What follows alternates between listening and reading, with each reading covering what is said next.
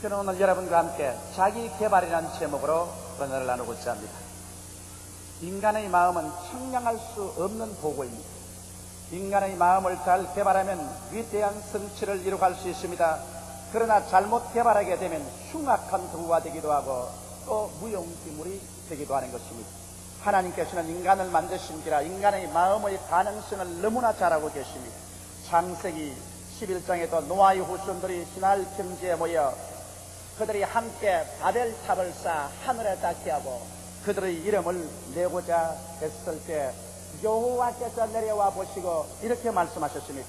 여호와께서 가라사대 이 무리가 한 족속이요 언어도 하나이므로 이같이 시작하였으니 이후로는 그 경영하는 일을 금지할 수 없으리로다.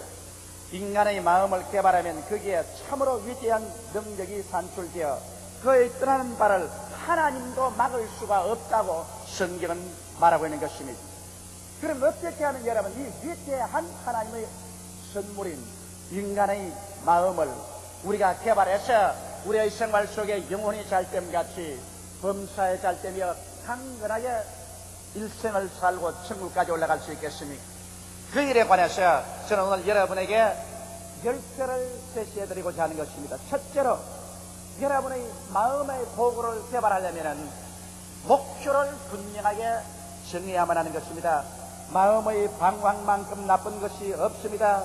아무리 지혜 있고 능력 있는 사람이라도 마음의 정함이 없을 때는 모든 그 총명과 지혜가 무용지물이 되어버리고 마는 것입니다.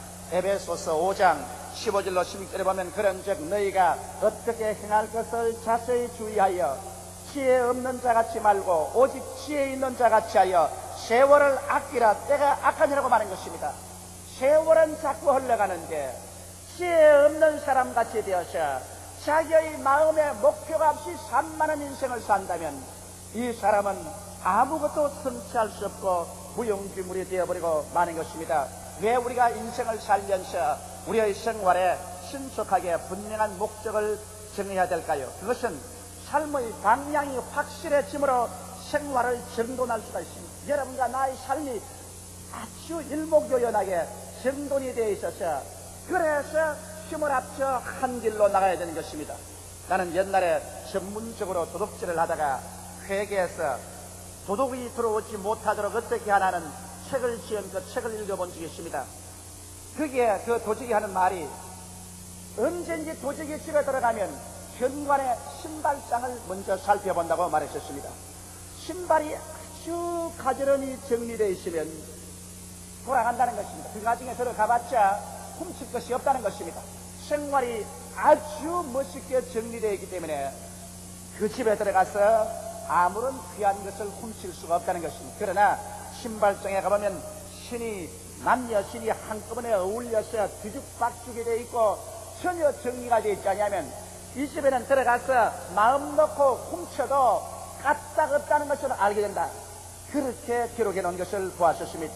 여러분, 오늘날 원수 마귀가 우리에게 와서 도적질하고 죽이고 멸망시키는 이유도 우리의 삶의 방향과 목적이 분명하지 아니하여 어지러워져 있을 때는 마귀가 들어와서 마음대로 우리를 괴롭히는 것입니다. 그러나 삶의 방향이 확실해지고 생활이 정돈해 있으면 어디에 사탄이 들어와서 우리에게 도적질하고 죽이고 멸망시키는 일을 할 수 있단 말인 것입니다.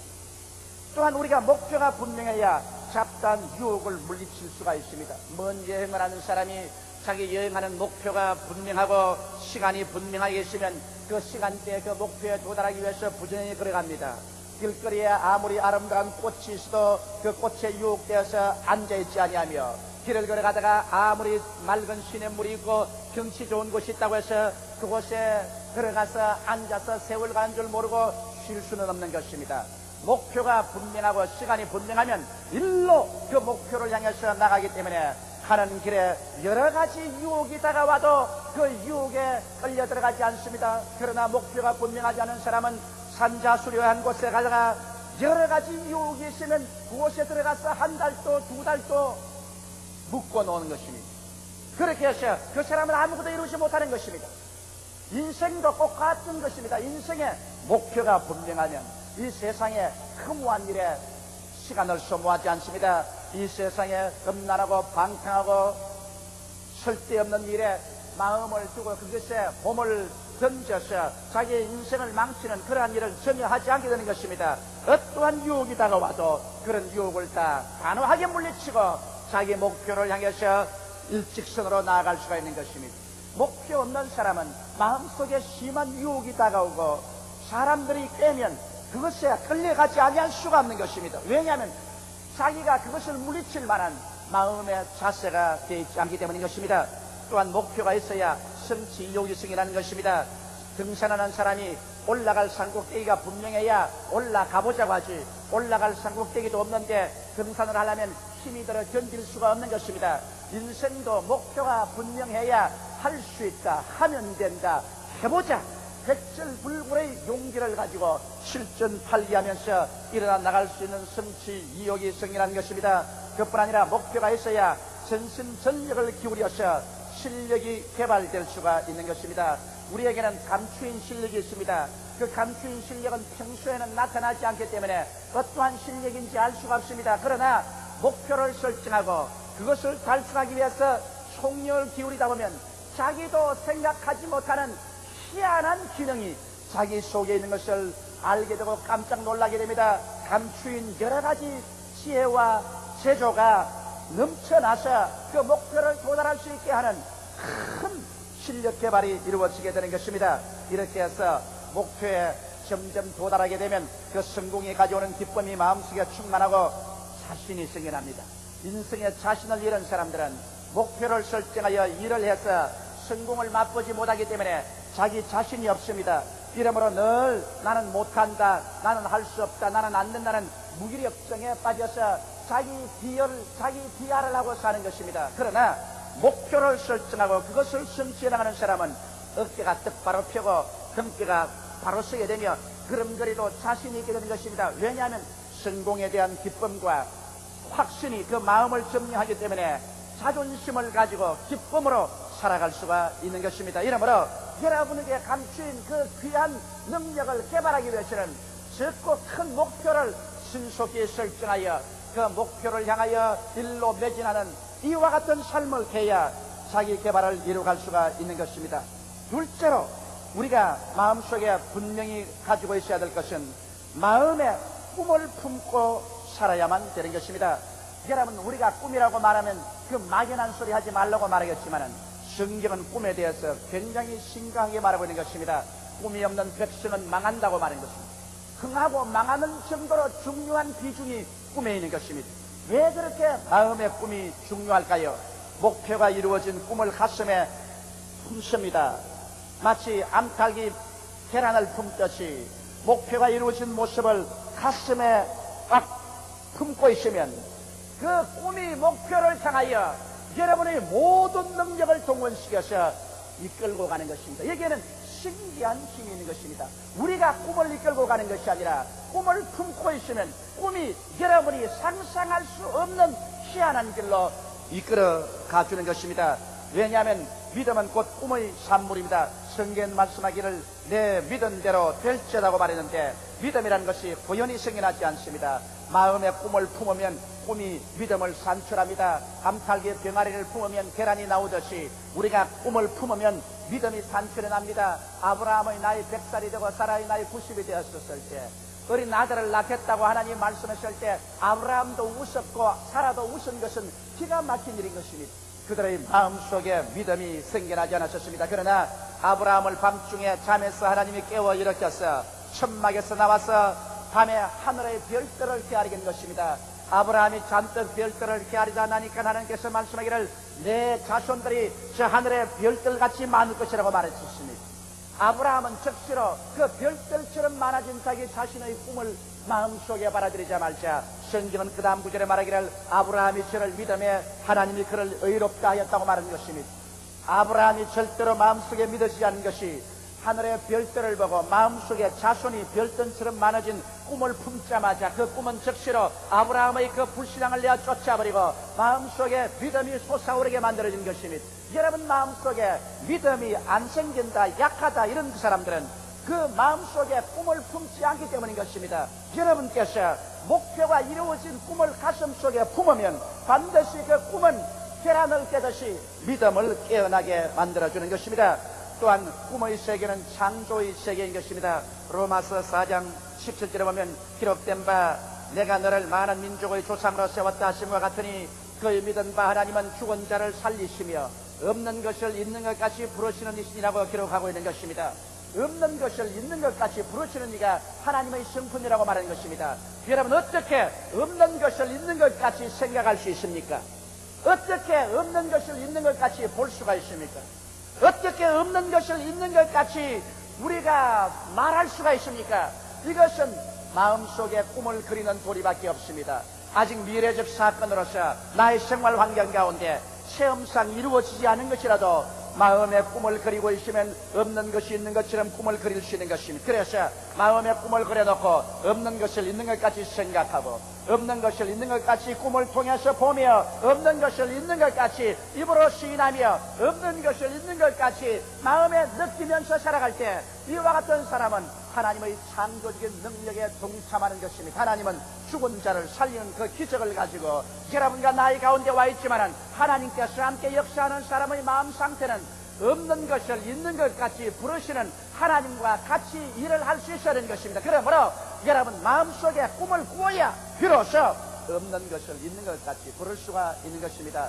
저는 5년 전에 이 여의도 순복음교회 확장된 모습, 아직 없는 것을 있는 것처럼 마음속에 꿈꾸었었습니다. 그날로부터 시작해서 한결같이 이 교회가 확장된 모습을 너 마음속에 생각하고 그것을 마음속에 보고 그것을 입으로 말하고 그것을 느끼면서 살았습니다. 왜냐하면 없는 것을 있는 것 같이 그렇게 생각하고 보고 말하고 행동하는 그 사람하고 하나님이 함께하여 주셔서 그 일을 이루도록 하나님의 능력을 나타내 주시기 때문인 것입니다. 이러므로 하나님께서는 이와 같은 사람 속에 나타나셔서 창조적인 역사를 베풀어 주는 것입니다. 이러기 때문에 여러분 우리가 많이 기도하더라도 우리의 기도가 언제나 마음에 의심과 불안을 가지고 기도하면 안 됩니다. 없는 것을 있는 것 같이 확실히 마음속에 바라보고 요동치 않게 그 꿈을 부여잡고 그리고 하나님 앞에 기도하면 그 기도는 믿음의 기도가 되며 그 기도는 무서운 힘을 발휘하고 창조적인 하나님의 역사를 풀어놓게 되는 것입니다. 그러므로 여러분 꿈의 세계를 통하여 하나님께서 역사한다는 사실을 마음속에 깊이 깨닫지 않으면 안 됩니다. 저는 마음속에 지금도 품고 있는 꿈이 있는 것입니다. 저는 우리의 4천만 민족이 다 우리 여의도 순복음교회를 통해서 우리의 라디오, 우리의 텔레비, 우리의 문서연도, 우리의 지역전도를 통하여 복음을 듣고 회개할 꿈을 꾸고 있습니다. 이 꿈을 마음속에 품고 있습니다. 암탉이 병아리를 품듯이 품고 있습니다. 이 꿈이 우리 교회로 하여금 나로 하여금 이것을 이루도록 이끌어 가줄 줄 확실히 믿습니다. 저는 또 꿈이 있습니다. 나의 마음속에 일본인 1천만 명이 구원을 받아 죽게 돌아오는 꿈을 마음속에 품고 있는 것입니다.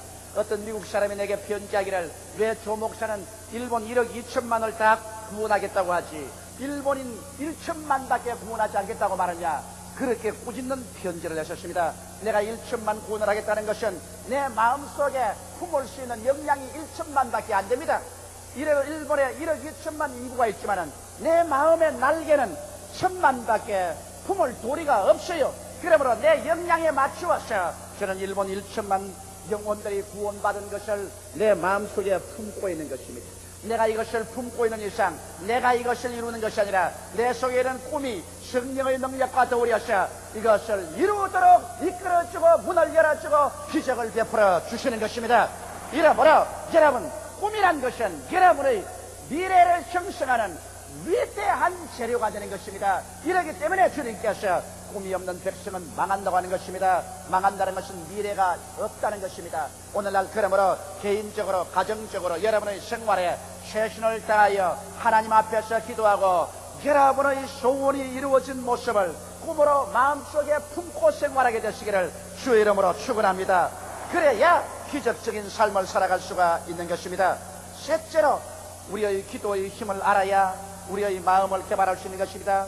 기도는 마음을 늘 긍정적이게 합니다. 마음의 평안과 소망의 원천이 됩니다. 이 세상에 살자니까 마음에 낙심될 때가 있고 우울할 때도 있습니다.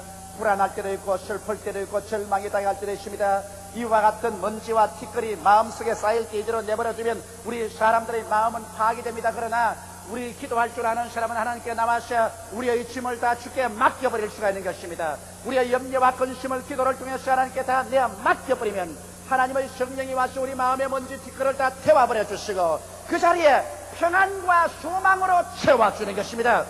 기도는 성령의 담대함을 얻을 수가 있는 것입니다. 마음이 연약하고 허약해서 불안과 공포가 들어오고 무릎이 덜덜 떨리게 될 때, 자신을 잃어버릴 때 우리가 하나님 앞에 엎드려서 기도하면 성령께서 오셔서 우리의 마음속에 담대함을 채워주는 것입니다.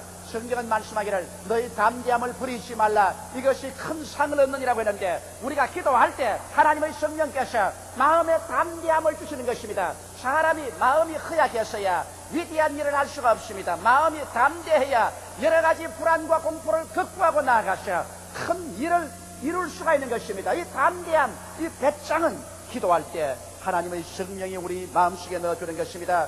또한 우리가 기도를 해야 믿음을 유지할 수 있습니다. 믿음이 자꾸 약해지는 것은 기도하지 않기 때문에 그런 것입니다. 우리가 불붙는 기도를 계속하면 여러분 믿음의 불을 낼 때여서 믿음이 활활 타오르게 만들어주는 것입니다. 또 나아가서 기도할 때 참을 수 있는 힘이 생깁니다. 화가 나서 이 가정 파괴해버릴까 보다, 그렇지 않으면 상대를 모욕해 줄까 보다, 될 대로 되라 그저 포기해볼까 보다 이런 생각이 날 때라도 여러분 엎드려서 기도하면 하나님 성령이 와서 위로해 줌으로 말미암아 마음에 참고 또 인내할 수 있게 만들어주는 것입니다. 사람은 이 세상에 인내하는 성격이 없으면 아무것도 이룰 수가 없는 것입니다. 모든 일은 인내의 토대 위에서 이루어지는 것입니다. 오래 참지 않고는 아무것도 이룰 수가 없습니다. 그러나 기도함으로 말미암아 여러분과 내가 폭발할 밖에 없는 활화선 같은 성격이라도 이것을 가라앉혀서 마음의 인내력을 가지고 살아갈 수 있는 것입니다. 거기에 보태어서 기도할 때 하나님의 도움을 얻는 것입니다. 여러분 기도하지 않고 하나님께서 응답해 주나요? 가만히 앉아있는데 하나님께서 응답해 주시나요? 성경은 말씀하시기를 너희는 내게 부르짖어라, 내가 내게 응답하겠고 크고 비밀한 일을 내게 보여주리라고 말씀하신 것입니다. 예수님께서도 무엇이든지 내 이름으로 내게 구하면 내가 시행하리라고 말씀하신 것입니다. 이렇기 때문에 우리가 하나님께 나와서 구해야 됩니다. 성경은 너희가 없는 것은 구하지 아니함이라고 말한 것입니다. 기도해야 하나님께서 우리 기도를 들으셔서 기도를 따라 우리의 생활 가운데 나타나서 그 능력 있는 팔을 뻗쳐서 문제를 해결하고 응답해 주시는 것입니다. 어떠한 사람이 제게 이런 질문을 했었습니다. 다른 교회는 기도할 때도 점자리 하는데 왜 여의도 순복음 교회는 그렇게 떠들고 꽉쳐서 기도를 하느냐 그랬었습니다. 그래서 내가 대답을 이렇게 했었습니다. 우리 여의도 순복음 교회 성도들은 대개 다 블루칼라들이다. 다 중산층 이하의 사람들이다.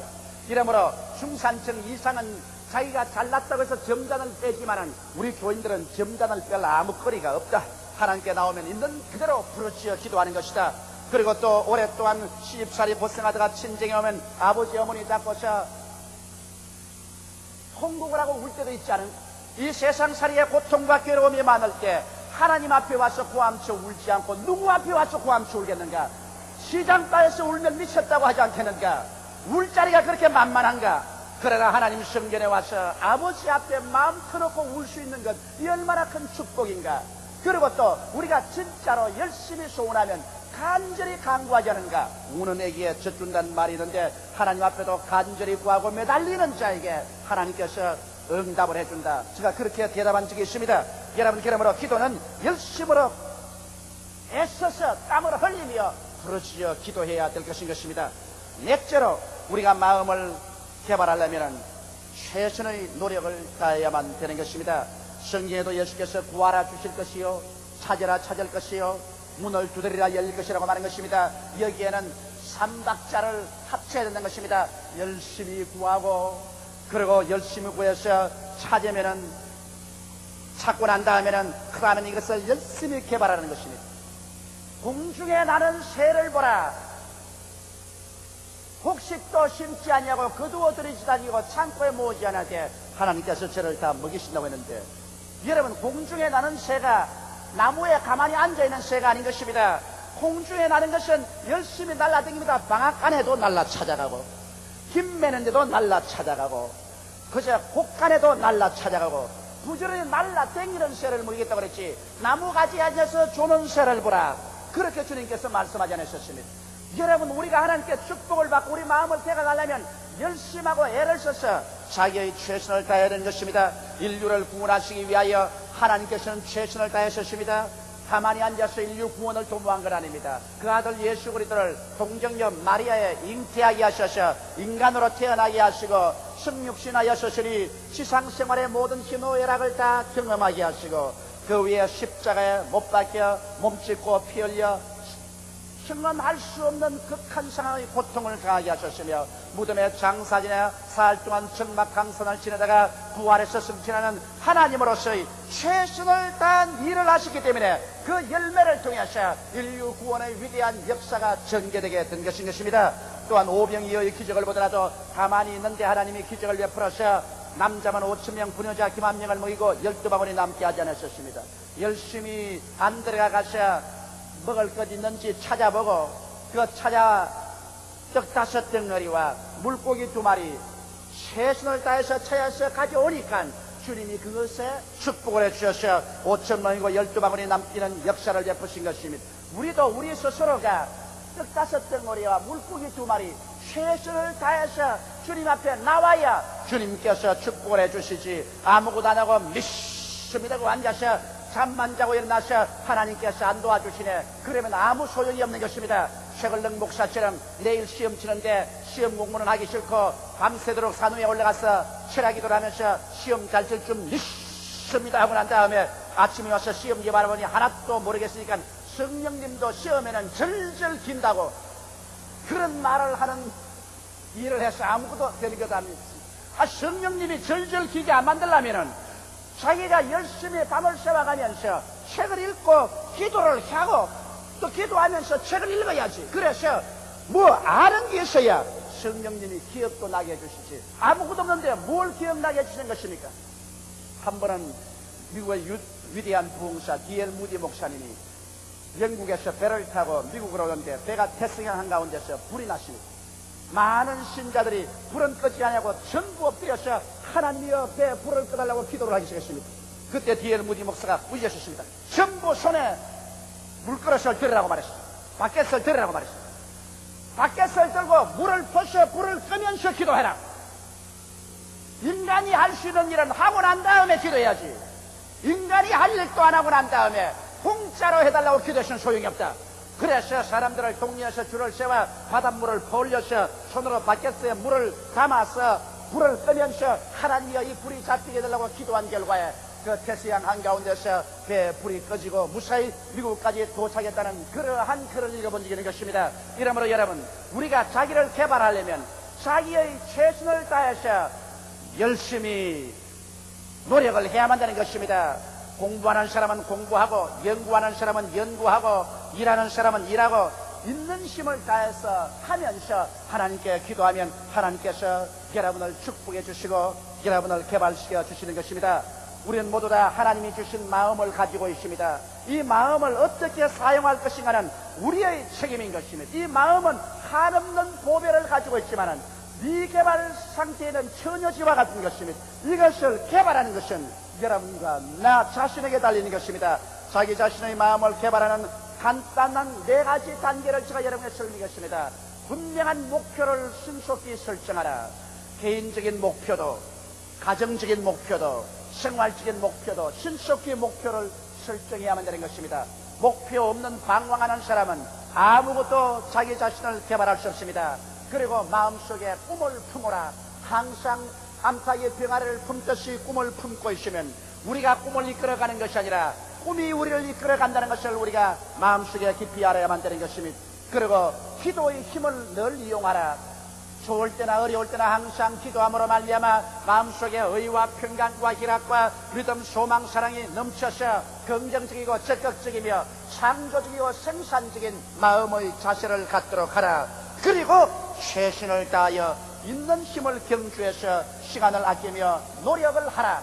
그렇게 하면 우리의 마음속에는 보배로운 이 마음은 개발되기 시작하는 것입니다. 이 마음이 개발되면 인간이 상상할 수 없는 위대한 힘들이 생겨나서 여러분과 나의 생활 가운데 영혼이 잘됨같이 범사에 잘되며 강건하고 생명을 얻되 넘치게 얻는 하나님의 기적을 산출해낼 수가 있는 것입니다. 성경은 말합니다. 지킬 만한 것보다 내 마음을 지켜라. 생명의 근원이 이에서 남이라고 하셨으니 여러분의 가슴 속에 생명이 분수처럼 솟아나게 되시기를 주님의 이름으로 축원합니다. 다 같이 고 계시게 기도드리겠습니다. 사랑이 많으시고 거룩하신 우리 아버지 하나님, 하나님께서 우리 마음을 주실 때 이 마음을 개간하면 능치 못하심이 없을 것으로 정해 놓으셨습니다. 우리 아버지 하나님이시여, 이 세상에 가장 귀한 부귀영화 성공이 우리 마음속에 있습니다. 하나님 아버지, 하나님 말씀과 성령님의 도우심을 쫓아서 우리의 마음을 개발하게 도와주시옵소서. 오늘 하나님 말씀을 쫓아 우리 마음을 개발하는 4가지 단계를 간단히 설명했습니다. 복잡하지가 않습니다. 하나님 아버지, 누구든지 이 4가지 단계를 통해서 감추인 자기 마음의 보화를 개간할 수가 있사옵니다. 우리 아버지께서 우리를 도와주시옵소서. 한 사람도 인생을 나고자로 살지 말게 도와주시옵시고, 항상 창조하고 생존하며 뿌듯한 가치를 가지고 생활할 수 있게 도와주시옵소서. 예수님 이름 받들어 기도하옵나이다. 아멘.